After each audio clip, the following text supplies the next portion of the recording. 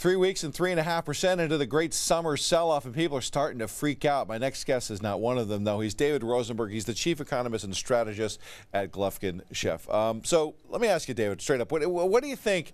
You know, I said 3.5% off of all-time highs. How bad do you think the summer sell-off will get or could get? Well, I think that all the technical signs right now is that the market is probably heading into corrective mode. The U.S. stock market is outperforming a lot of the other parts of the world. But my sense right now is when you take a look at valuations, you take a look at sentiment, you take a look at the economy, which is still squishy soft, earnings downgrades, mixed to poor guidance. It's really tough to point your finger at what a catalyst would be to take the market higher. Unless you think the multiple is going to expand. But my sense is that if the Fed starts to taper in September, the case for multiple expansion is probably nil, and earnings are going to be flat at best. So it's going to be a market, I think, that's just going to probably range trade for the next several months. And, you know, you mentioned the word catalyst. I mean, at some point then, after several months, we would either break down or trade higher. Is that what you're thinking? We have some more clarity? Well, we need a lot of clarity right now. There's no question that the earnings landscape is very muddled. You had quite a few earnings guidance downgrades last week from the likes of Cisco and Dell and Macy's and Walmart. So I'm not going to be banking on the earnings outlook. The question is, what does the multiple do?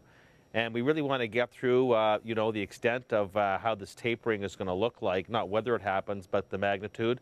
Who the next Fed chairman is going to be. Of course, we've got the possibility of another debt ceiling showdown by the end of September. So I'd like to get through this period of uncertainty before making a big, bold call that we're going to take another leg up in the market. Let's talk about leg up in yields. I mean, we're up to 282, give or take. I mean, how high do you think we go on the 10-year, short of seeing some sort of major reversal from what's expected in terms of tapering? Well, I think there's a short-term trading call here and something that's more fundamental for which I probably see happening down the road, call it at least some point in 2014. The bond market right now is dramatically oversold by any measure, and I think we are ripe for a near-term rally that could probably take us back to, say, 250, 260 in the 10-year note. That is a tradable rally. But my sense is that if the economy does what I think it's going to do next year, that the headwinds to a large extent are going to dissipate, it's going to be very difficult to sustain yields on 10-year notes below 3%. My sense is that for most of next year, we will have gravitated from a 2 to 3% zone to something closer to 3 to 4%, and that'll be my expectation for what we'll see in 2014. All right, David Rosenberg, thanks very much. Appreciate it. A lot of stuff we covered there in a little time. Chief economist and strategist at Gluskin, Sheff.